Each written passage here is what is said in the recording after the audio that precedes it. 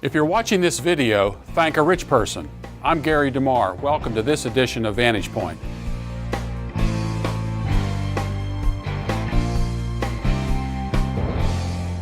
The rich often get a bum rap. Liberals are incensed when it is suggested that the rich get any type of tax reduction, even though the top 50% of wage earners pay 96% of all income taxes.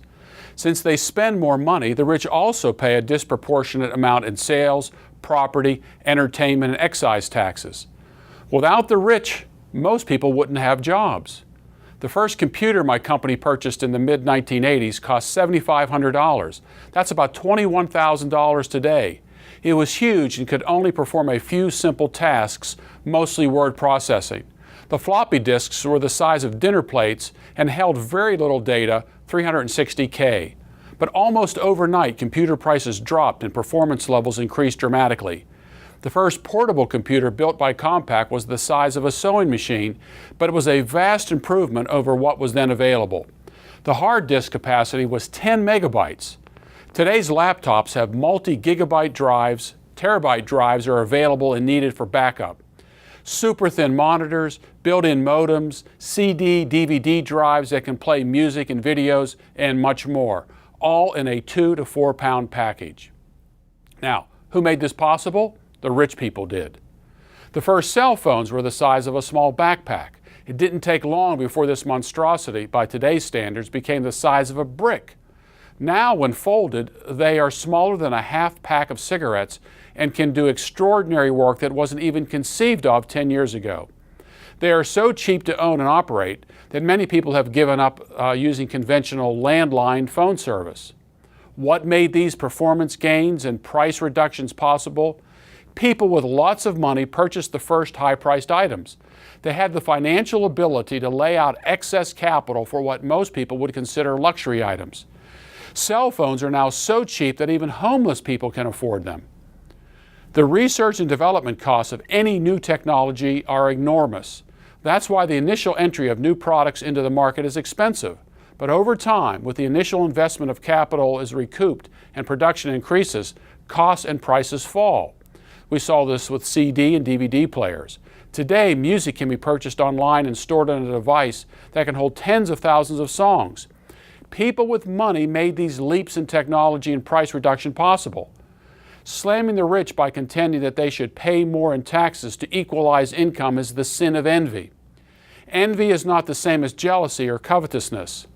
The covetous person says, "I wish I had what he has, and I'm miserable that I don't have it." Envy is quantitatively different. This is how the envier reasons. I'd like to have what he has, but I know I can never get it. Nobody should be allowed to have it, or at least that much of it.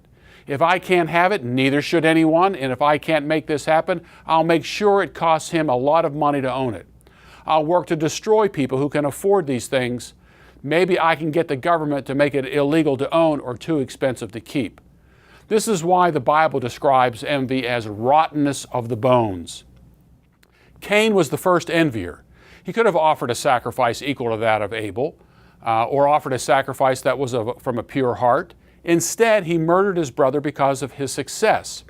It didn't make Cain any more successful, but I suppose for the moment the act gave him some satisfaction. Envy appears again in the book of Genesis, when the Philistines envied the prosperity of Isaac. Here's how the Bible tells it. Now Isaac sowed in that land and reaped in the same year 100-fold. And the Lord blessed him, and the man became rich and continued to grow richer until he became very wealthy. For he had possessions of flocks and herds and a great household, so that the Philistines envied him. Now all the wells which his father's servants had dug in the days of Abraham his father, the Philistines stopped up by filling them with earth. Now, the Philistines could have dug their own wells and inquired of Isaac to learn the method of his success. Instead, they destroyed his property to bring him down to their standard of living. Of course, with Isaac's well sabotaged, a drought would affect Isaac and the Philistines equally. But enviers don't think ahead. They only care about dragging the successful down to their level of incompetence. Societies that struggle to exist economically are infected with envy.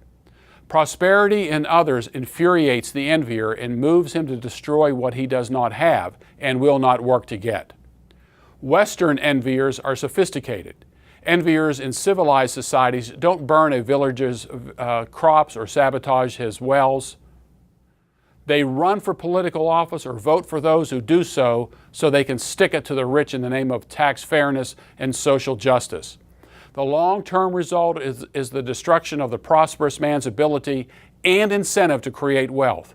In the end, the destroyed crops, the poisoned well, the high taxes hurt all of us.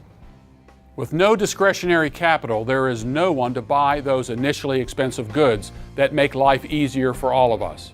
So instead of envying the rich man, thank him and work to be like him.